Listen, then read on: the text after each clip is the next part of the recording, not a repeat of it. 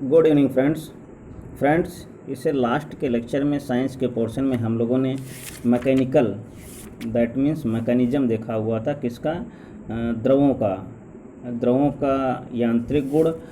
और इस पूरे मैकेनिज्म के टॉपिक में हम लोगों ने सबसे पहले मोशंस के बारे में देखा, जिसमें हम लोगों ने गति के नियम देखे, दूरी, विस्थापन, चाल, वेग, इन सब के बेसिक कॉन्सेप्ट के बारे में हम लोगों ने देखा।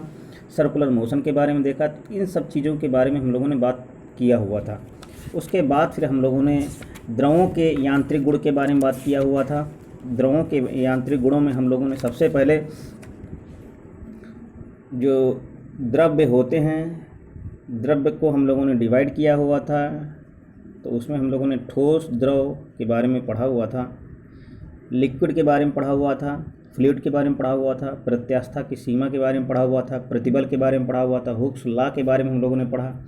फिर उसके बाद जब फ्लूइड को हम लोगों ने डिवाइड किया गैसेस एंड लिक्विड में, तो उसके बारे में हम लोगों ने इंटरमॉलिक्यूलर फोर्स के बारे में स्टडी की हुई थी, डिस्कशन किया हुआ था। उसमें संसंजक जिसको हम लोग बोलते हैं कोहेसिव फोर्स, और असंजक जिसको बोलते हैं एडहेसिव फोर्स, उसके बेसिक कॉन्सेप्ट को देखा। इस तरीके से सारी चीज़ों के बारे में हम लोगों ने उत्प्लावन बल के बारे में पढ़ा हुआ था, हम लोगों ने आर्किमिडीज के कॉन्सेप्ट के बारे में पढ़ा हुआ था, कैपिलरीज के बारे में पढ़ा हुआ था। इन सब चीज़ें, जो भी चीज़ें छोटी हुई हैं, उन सबको हम लोग क्या करेंगे, ऑब्जेक्टिव क्वेश्चंस के द्वारा हम लोग सॉल्व करेंगे। ठीक है, तो स्टार्ट करते हैं हम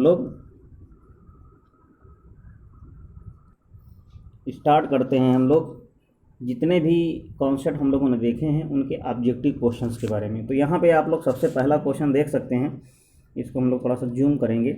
यहाँ पे लिखा हुआ है कि दो व्यक्ति, इसको आप लोग फटाफट पढ़ लीजिएगा, दो व्यक्ति नगण्य द्रव्यमान, ठीक, जिनका द्रव्यमान ना के बराबर है, एक रस्सी को क्षैतिज रूप में पकड़े हुए। क्षैतिज का मतलब एक है, एक पर्सन इधर है, एक पर्सन इधर है, इस तरीके से रस्सी को पकड़े हुए। ठीक, फिर उसके बाद कह रहा है 20 किलोग्राम द्रव्यमान का एक द्रव्यमान रस्सी के मध्य बिंदु पर, ठीक, यहाँ पे रस्सी के बीचों बीच में क्या कर दिया गया, 20 केजी का एक द्रव्यमान रख दिया गया है, लगा दिया गया है, जिसके परिणाम स्वरूप रस्सी के क्षैतिज सीध में से विचलित हो जाती है। यानी कुछ जैसे ही रखा जाएगा तो क्या है, वो लोच करेगी। ठीक है, रस्सी को पूरी तरीके से सीधा रखने के लिए आवश्यक तनाव कितना होगा, तो यहाँ से जो है आवश्यक तनाव कहने मतलब है कि जो टी होता है, सरफेस टेंशन जो होता है, जो तनाव होता है, वो क्या होता है, वो किसके इक्वल होता है, mg के इक्वल होगा, इस तरह के कॉन्सेप्ट में। ठीक, ऐसे जो तनाव होता है वो कितना होता है, T इक्वल टू F/A होता है। ठीक, जहाँ पे F फोर्स है, यहाँ पे क्या है, जो एग्जैक्ट जो तनाव होगा क्या होगा, वो भार के इक्वल होगा। तो भार क्या होता है, ये mg है। ठीक, तो यहाँ पे हम लोग क्या करेंगे, m की वैल्यू रख देंगे। m की वैल्यू यहाँ पे 20 लिखी हुई है, और फिर उसके बाद यहाँ पे जो g का मान है वो 10 है, तो यहाँ से आंसर कितना आ जाएगा, 200 हो जाएगा, और जो क्या है वो न्यूटन हो जाएगा। तो यहाँ से इसको हम लोग देख सकते हैं। नेक्स्ट क्वेश्चन पे आते हैं। जो नेक्स्ट क्वेश्चन यहाँ पे दिया हुआ है, ये क्वेश्चन आप लोग इसको ध्यान से देख लीजिएगा। क्वेश्चन में क्या लिखा है, एक पिंड, यहाँ पे कुछ स्टेटमेंट दिए हैं, उन स्टेटमेंट को क्या करना है, हमको सोचना है। एक पिंड जो संतुलन में है, उस पर कोई नेट आघूर्ण नहीं है। किसी पिंड का, अब यहाँ पे क्या क्या सही होगा, कोई भी हो, बैलेंस हो, तो उसमें क्या है, कोई नेट आघूर्ण नहीं होता है। जब संतुलन में है, बैलेंस में है, तो क्या है, उसमें कोई आघूर्ण नहीं होगा। टोटल जो है इनर्शिया। फिर लिखा हुआ है किसी पिंड का संवेग संरक्षित होता है। फिर लिखा किसी पिंड की गतिज ऊर्जा, कोई भी पिंड हो, ठीक, हमेशा और हमेशा ये दो स्टेटमेंट हमेशा याद रखिएगा कि जो है उसका पिंड का जो संवेग है क्या होता है, वो कंजर्व होता है, रिजर्व होता है, वो क्या है। तो यहाँ से ऑप्शन क्या हो जाएगा, ऑप्शन 2 हो जाएगा। नेक्स्ट क्वेश्चन पे आते हैं। नेक्स्ट क्वेश्चन में थोड़ा सा यहाँ पे ब्लर हो गया, लेकिन मैं आपको पढ़ करके सुना देता हूँ। लिखा हुआ एक व्यक्ति किसी घर्षण रहित क्षैतिज धरातल पर है। ठीक, इस तरीके से है कि इस पर एक निश्चित दूरी तक वह आगे कैसे बढ़ सकता है। तो यहाँ पे बहुत सारे हैं, निश्चित दूरी तक, एक फिर से देख लीजिएगा। एक व्यक्ति किसी घर्षण रहित, कोई भी यानी घर्षण नहीं है, कि एक व्यक्ति किसी घर्षण रहित क्षैतिज धरातल पर, इस तरीके से कोई क्षैतिज धरातल है, क्या है, घर्षण रहित है, इसका मतलब क्या, उसमें घर्षण है। ठीक, इस धरातल पर वह निश्चित दूरी तक कैसे आगे बढ़ सकता है, छींक कर आगे बढ़ सकता है, ठीक, कूद कर बढ़ सकता है, दौड़ कर बढ़ सकता है, लुढ़क कर बढ़ सकता है। तो इसका ऑप्शन हो जाएगा कूद कर। ठीक, अगर घर्षण रहित है तो यहाँ पे कूद कर हो जाएगा। नेक्स्ट क्वेश्चन पे आते हैं। लिखा हुआ है निम्नलिखित में से किसका संहति केंद्र वस्तु के बाहर है। ठीक, किसका केंद्र वस्तु यानी कौन सा है जिसका केंद्र जो होगा, सेंटर जो होगा वस्तु के बाहर होगा। तो यहाँ पे जो रिंग होती है उसका जो केंद्र होता है वो क्या होता है, सेंटर से जो संहति होता है, यानी संहति का मतलब मास। ठीक, जो मास होता है वो क्या होता है, वो केंद्र के बाहर होता है। इंपॉर्टेंट क्वेश्चन है और स्टैंडर्ड भी है। क्वेश्चन नंबर 5, क्वेश्चन नंबर 5 में कह रहा है कि दो समान द्रव्यमान यानी इक्वल मास है वस्तुओं की, यानी कि इक्वल मास के कोई भी ऑब्जेक्ट दिए हैं तो उनकी गतिज ऊर्जाओं का अनुपात क्या होगा। तो गतिज ऊर्जा यहाँ पे अगर आप लोग देखेंगे तो कितना होगा, अगर आप लोग के जनरली अगर लोग निकाल लें तो के की वैल्यू होती है यहाँ पे कितनी होती है, मैं लिखने की कोशिश कर रहा हूँ 1/2 mv²। ठीक, तो यहाँ पे क्या है, गतिज ऊर्जाओं का अनुपात दिया है, हमें निकालना क्या है, यानी कि वेग का निकालना है। तो यहाँ से इक्वल मास है तो यहाँ से वेग का अनुपात निकालना। तो यानी कहने मतलब ये है, यहाँ से अगर हम लोग वी को कॉन्सेप्ट करें तो यहाँ से अगर देखें तो यहाँ से क्या होगा, के प्रोपोर्शनल क्या होता है, v² होता है। ठीक, तो इसका कहने मतलब ये है v² प्रोपोर्शनल कितना होगा, गतिज ऊर्जाओं का अनुपात दिया है तो हमें वेग का अनुपात निकालना है। तो यहाँ से v² प्रोपोर्शनल टू के हो जाएगा, और यहाँ से अगर हम लोग v निकालेंगे तो कितना आ जाएगा, v प्रोपोर्शनल टू कितना हो जाएगा, √k हो जाएगा। ठीक, कितना हो जाएगा, √k। तो इसका मतलब क्या है, रूट अगर निकाल दें 4 और 9 का कितना हो जाएगा, 4 और 9 का रूट कितना आएगा, 2:3। यही इसका आंसर हो जाएगा। तो हमने थोड़ा सा कैलकुलेट भी कर दिया तो इसका आंसर कितना आ जाएगा, ये भी हो जाएगा। ओके, आई होप समझ में आ गया होगा। नेक्स्ट क्वेश्चन 6वें पे बढ़ते हैं। कह रहा है कि इनमें से कौन सी सदिश राशि है। तो सदिश राशि देख सकते हैं आप लोग, सदिश राशि पूछ रहा है तो क्या हो जाएगा, ऊर्जा भी नहीं है, कार्य दाब ये सब नहीं है, तो क्या है, संवेग जिसमें वेलोसिटी होती है, ये क्या है, सदिश राशि है। इसके बाद फिर कह रहा है 7वें में भी सदिश राशि पूछ रहा है, तो समय, चाल, दूरी ये सब नहीं है, विस्थापन जो होता है वो क्या है, वो वेक्टर क्वांटिटी है।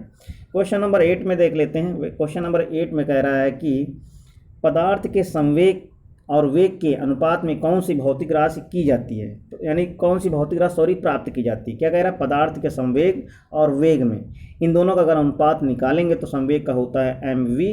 ओके, इसका वेग तो v है ही, तो इन दोनों को काटेंगे तो यहाँ से कितना मिल जाएगा, m मिल जाएगा। कहने मतलब है 8वें का c हो जाएगा। ठीक, यानी कि द्रव्यमान मिलेगा इन दोनों का। हवाओं की ऊर्जा होती है, तो हवाओं की ऊर्जा कैसी होती है, तो हवाओं की ऊर्जा में क्या होता है, जो हवाएं होती है उसमें गतिज ऊर्जा होती है, क्योंकि जो हवाएं होती हैं वो हमेशा मोशन में होती हैं। ठीक, नेक्स्ट क्वेश्चन, वॉशिंग मशीन जो होती है ये किस कार्य पर जो है, किस एप्लीकेशन सिद्धांत पर कार्य करती है, तो यहाँ पे क्या होगा, अपकेंद्रण पर करती है, जिसको हम लोग बोलते हैं सेंट्रीफ्यूगल। ठीक, जिसको बोलते हैं अपकेंद्री, एक होता है अभिकेंद्री बल, एक होता है अपकेंद्री, जिसमें क्या होता है, जो इस तरीके से अगर घूमती रहती है ऐसे ऐसे ऐसे, तो क्या है, इसमें बाहर की ओर एक फोर्स लगता है। ठीक, बाहर की ओर एक फोर्स लगता है, और जो अभिकेंद्र में होता है वो क्या होता है, अंदर की ओर बल कार्य करता है। ये तो जस्ट उल्टा होता है। नेक्स्ट क्वेश्चन 11 नंबर में लिखा हुआ है, एक ट्रेन जैसे ही चलना प्रारंभ करती है उसमें बैठे हुए यात्री का सिर पीछे को झुक जाता है। क्यों झुक जाता है, तो इसको हम लोग देखे हैं जड़त्व के कारण। ठीक, क्या है, जड़त्व के कारण, जिसमें हम लोग बस देखे हुए थे, बस के एग्जाम्पल देखे थे। जिसने नहीं देखा वो वीडियोस देख सकता है। यहाँ पे क्वेश्चन नंबर 12 को थोड़ा सा ध्यान से देखिएगा।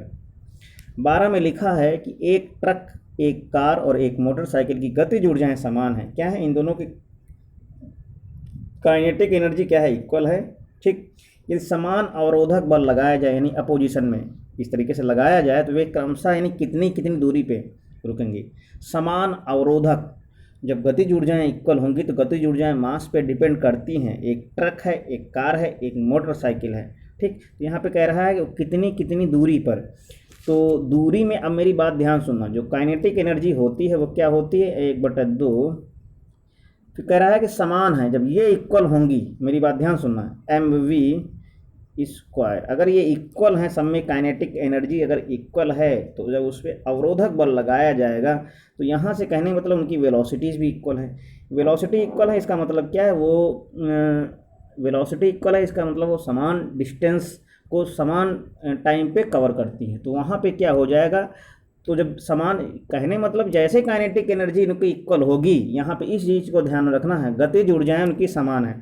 जब गतिज ऊर्जाएं समान है तो क्या होती है, गतिज ऊर्जा जो होती है ऑब्जेक्ट वस्तु के द्रव्यमान और उसकी वेलोसिटी पर डिपेंड करती है।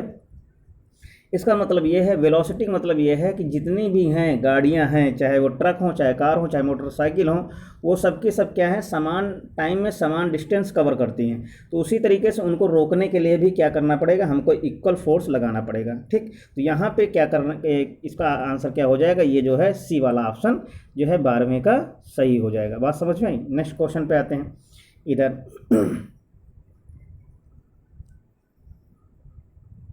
क्वेश्चन नंबर 13, क्वेश्चन नंबर 13 को आप लोग ध्यान से देखिएगा। क्वेश्चन नंबर 13 में क्या लिखा हुआ है,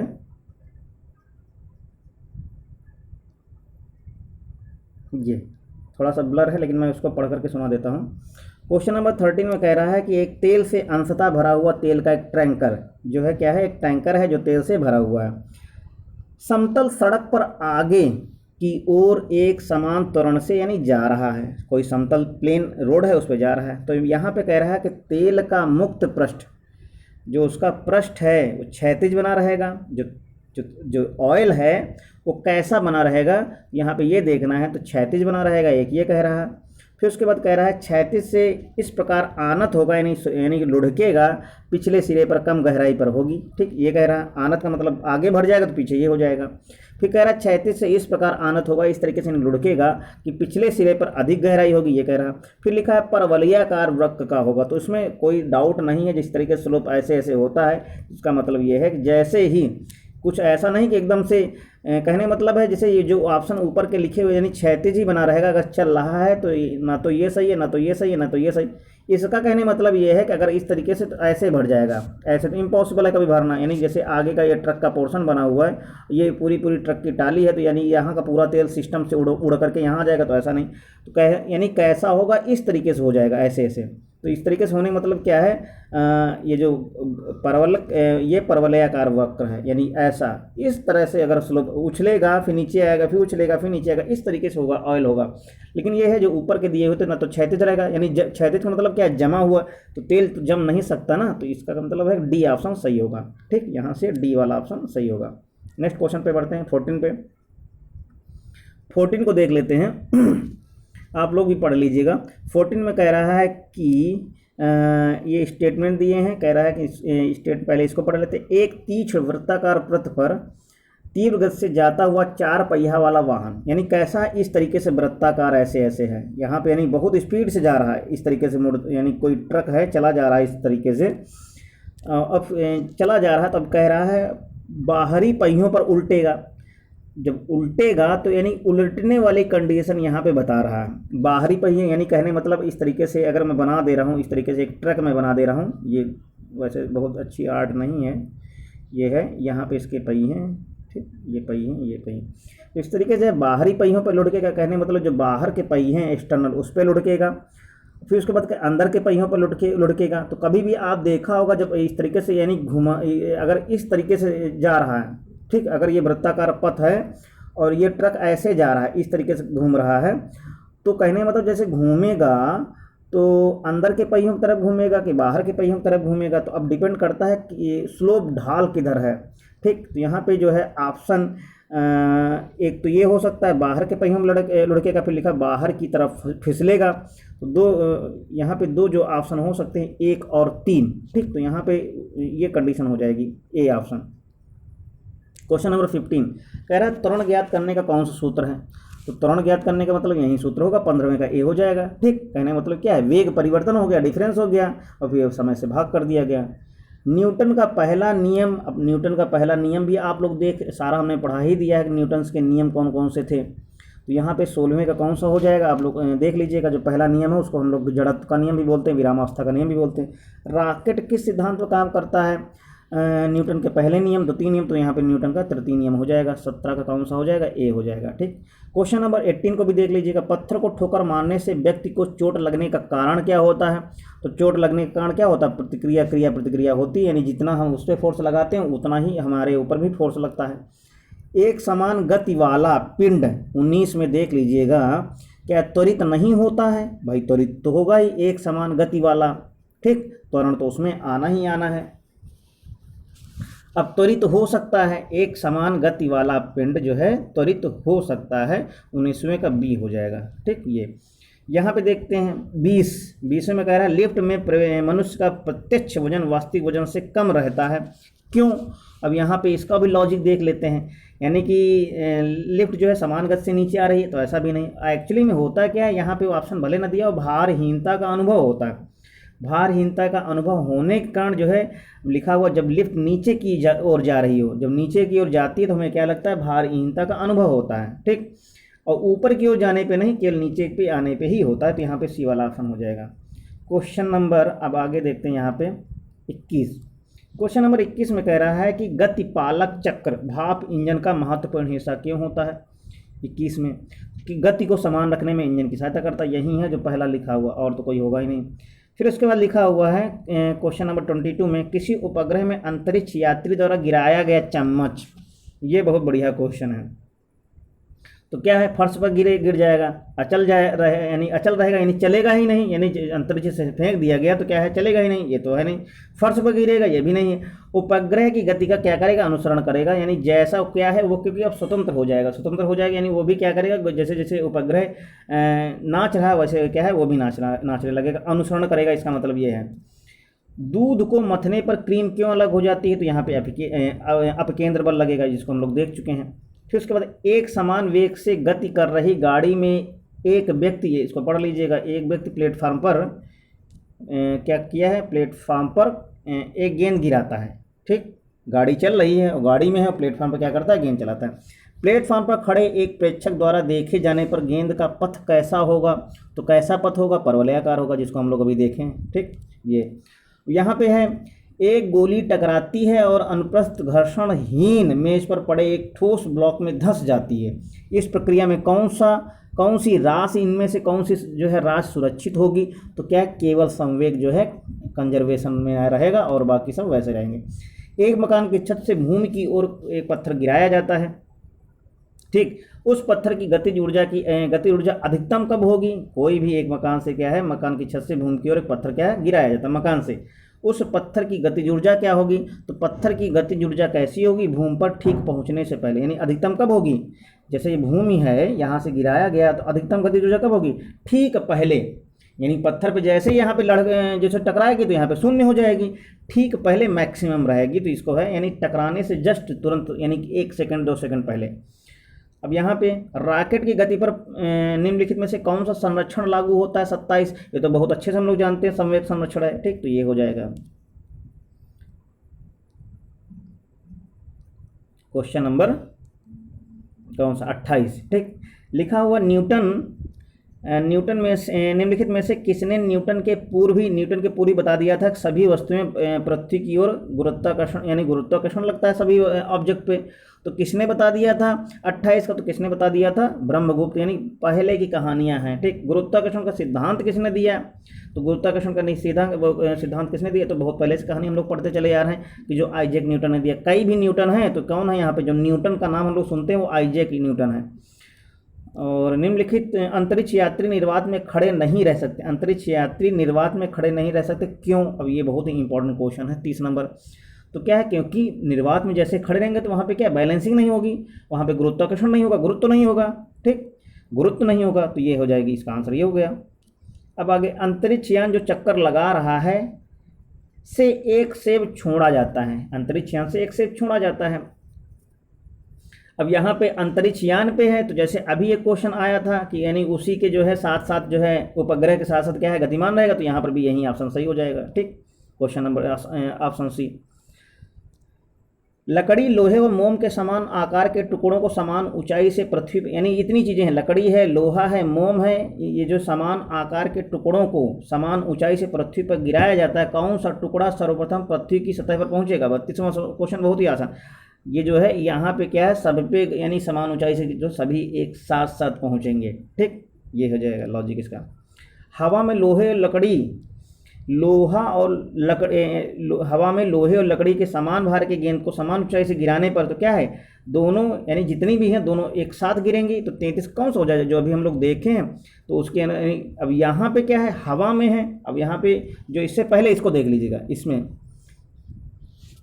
यहाँ पे क्या, लकड़ी है, लोहा है, मोम है, समान आकार के टुकड़ों को, समान आकार के, ठीक, समान आकार के, समान आकार की गिराए तो यहाँ पे जो है साथ साथ पहुँचेंगे, लेकिन यहाँ पे कह रहा है हवा में लोहा और लकड़ी की समान भार की गेंदों समान ऊंचाई से गिराने पर कौन सी सबसे पहले पहुँचेगी। तो यहाँ पे जो है लकड़ी की गेंद बाद में गिरेगी, और जो लोहा है, क्यों लोहा जो है पहले इसलिए गिरेगा क्योंकि वहाँ पे क्या होता है, घर्षण का प्रभाव होता है। तो घर्षण के प्रभाव में लोहा जो है वो घर्षण के प्रभाव को कम करता है, उस पर प्रभाव कम पड़ता है, इसलिए लोहा जो है पहले पहुँचेगा और वो जो है ये बाद में पहुँचेगी लकड़ी की गेंद। अब यहाँ पे है कि जब कोई वस्तु ऊपर से गिराई जाती है तो उसका भार कैसा होता है। जब ऊपर से गिराई जाएगी तो उसमें क्या होगा, 34 नंबर में जरा एक बार ध्यान से देखिएगा कि जो है भार परिवर्तित रहेगा। अपरिवर्तित भार तो उतना है, ठीक, शून्य तो होगा नहीं, परिवर्तनशील भी नहीं होगा, परिवर्तन हो जाएगा, तो भार क्या है वही रहेगा।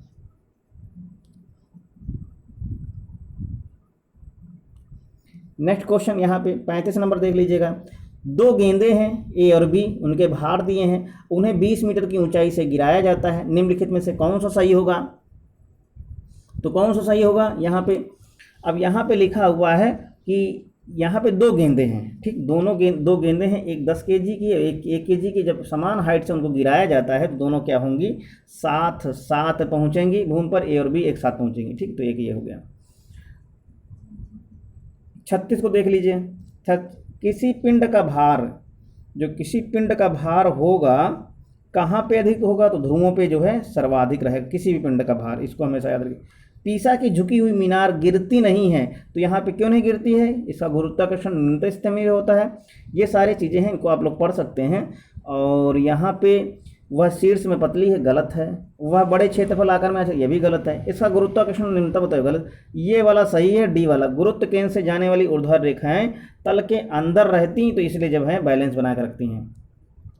यदि पृथ्वी और सूर्य की दूरी जो उसके समान स्थान पर दोगुनी होती, पृथ्वी और सूर्य की दूरी जो है उसके स्थान पर दोगुनी होती तो सूर्य द्वारा पृथ्वी पर गुरुत्वाकर्षण बल कैसा होता। अब गुरुत्वाकर्षण बल का हम जो लोग कॉन्सेप्ट देखें तो वहाँ से कॉन्सेप्ट अगर देखेंगे तो क्या हो जाएगा। अब जो गुरुत्वाकर्षण बल होता है एफ प्रोपोर्शनल टू होता है 1/r², ये होता है, दूरी का कॉन्सेप्ट बता रहा है। तो अब यहाँ से अगर हम लोग अगर बल के बारे में बात करें, इसका मतलब क्या है 1/r² प्रोपोर्शनल टू एफ। ये तो 1/r यहाँ से कितना हो जाएगा, 1/r प्रोपोर्शनल टू √f, ठीक, √f। या ये कह दें तो कितना हो जाएगा, यानी कि जितना भी है उसका कितना हो जाएगा, 1/4 हो जाएगा। दोगुना होने पर क्या है, 1/4 हो जाएगा। तो यानी यहाँ से अगर हम लोग 1/4 निकालेंगे तो यहाँ से कितना हो जाएगा, एफ प्रोपोर्शनल टू कितना, इसको हम लोग कैलकुलेट कर दें, एफ प्रोपोर्शनल टू 1/r²। इसका मतलब क्या है, F1/F2 = R2/R1 का होल स्क्वायर, ठीक। तो R1 का मतलब कितना है, अगर हम लोग निकालेंगे तो कितना हो जाएगा, 1/4 हो जाएगा। F1/F2 जो भी होगा कितना हो जाएगा, 1/4। तो यहाँ से ये जो है सी ऑप्शन सही हो जाएगा, ठीक। 38 का कौन सा सही हो जाएगा, 38 का सी। 39 पे आते हैं। लिखा हुआ है कि 48 में लिखा है चंद्रमा पर मानव का वजन पृथ्वी की तुलना में 1/6 रहता है, सही है। कारण चंद्रमा पृथ्वी की तुलना, यानी जितने दिए हैं उनको पढ़ना है हमको। तो 39 में पहला वाला देख लेते हैं। तो पहला वाले में कह रहा है कथन ये दोनों सही हैं, कारण जो है कारण को सही स्पष्ट करता है। तो यानी कारण जो है यहाँ पे, एक मिनट, 2 स्टेटमेंट हैं, सॉरी इसको फिर से देख लेते हैं ना अच्छे से। यहाँ पे एक स्टेटमेंट ये है, एक स्टेटमेंट है। कह रहा है चंद्रमा और मानव का वजन जो है पृथ्वी की तुलना में 1/6 रहता है। फिर लिखा हुआ है चंद्रमा पर, ये कारण है कथन, चंद्रमा पर पृथ्वी की तरह गुरुत्वाकर्षण नहीं है, तो ऐसा तो है नहीं, चंद्रमा पर ऐसा तो है नहीं गुरुत्वाकर्षण नहीं है, तो जो है पहला गलत हो जाएगा। दूसरे में कह रहा है कथन और कारण दोनों सही, परंतु कारण कथन को सही स्पष्ट नहीं करता है, ठीक। कथन और कारण दोनों सही, तो ऐसा भी नहीं है। अब यहाँ पे सी वाला ऑप्शन सही हो जाएगा। दोनों कह रहा है कथन सही है परंतु कारण गलत है, बात सही, कारण वाला गलत है, ठीक। मानव शरीर का भार कहाँ पे अधिकतम होता है, 40 नंबर पे। तो जो है मानव शरीर हो कुछ भी हो ध्रुवों पे अधिक रहता है, ठीक। फिर उसके बाद 41 नंबर में कह रहा है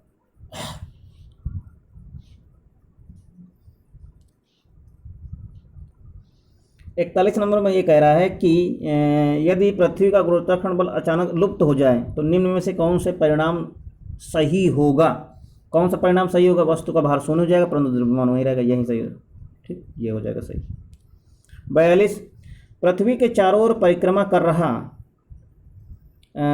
कर रहा कृत्रिम उपग्रह इसलिए पृथ्वी पर नीचे नहीं गिरता है क्योंकि गुरुत्व पृथ्वी का आकर्षण। तो यहाँ से अगर हम लोग देखेंगे तो इसका जो है ऑप्शन हमें 1 मिनट,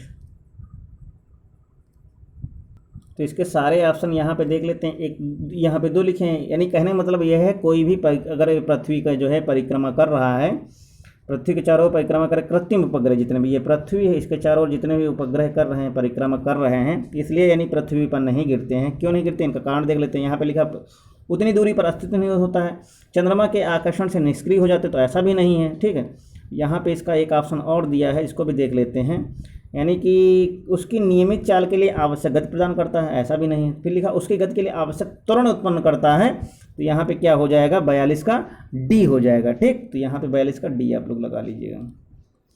नेक्स्ट क्वेश्चन कह रहा है 43 नंबर पे। 43 में कह रहा है अपने कक्ष में एक उपग्रह पृथ्वी के चक्कर लगाता है, वह ऐसा निम्न में से किसके कारण करता है, किस कारण कर ले जाता है। तो इसका मतलब ये केंद्र जो है सेंट्रीपिटल फोर्स यानी कि अभिकेंद्र बल के कारण कर लेता है। ठीक है, पृथ्वी के ज्ञात बलों को 4 वर्गों में विभाजित किया जाता है, प्रकृति के ज्ञात बलों को 4 वर्गों में विभाजित किया जा सकता है, जिसे यहाँ पे लिखा गुरुत्व है, विद्युत चुंबकत्व है, दुर्बल है, नाभिकीय है, प्रबल नाभिकीय है। फिर इसमें लिखा है निम्नलिखित में कौन सा एक सही नहीं है। ठीक, तो कौन सा एक सही नहीं है, यानी गुरुत्व चारों में से सबसे प्रबल है, यानी कि कह रहा है कि अगर लिखा जाए तो गुरुत्व है, विद्युत चुंबकत्व है, दुर्बल नाभिकीय बल और प्रबल नाभिकीय बल, तो इसमें से क्या होगा गुरुत्व चारों में से यानी क्या है प्रबल है, जो भी गुरुत्व होगा वो क्या है सबसे प्रबल है। सही बात है। अब यहाँ पे बहुत सारी चीज़ें लिखी हैं, तो इनमें से जो सबसे कहने मतलब जो सबसे प्रबल है कौन सा होगा, जो है ग्रेविटेशन फोर्स है वो सबसे ज़्यादा होगा। ठीक, अब यहाँ पे आते हैं, कह रहा है लोलक की यानी जो लोलक की टाइम पीरियड किस पर निर्भर करता है। जो लोलक होता है, जैसे यहाँ पे क्या है एक टांग दे, इस पर एक डोरी से यानी कि एक इस तरीके से जो यानी मोशन करते हैं, जो होता है इस तरीके से घूमते रहते हैं, ये क्या है लोलक है। ठीक, ये पूरा क्या है लोलक है, पेंडुलम जिसको बोलते हैं, ये गोल गोल जो है गोलक होता है।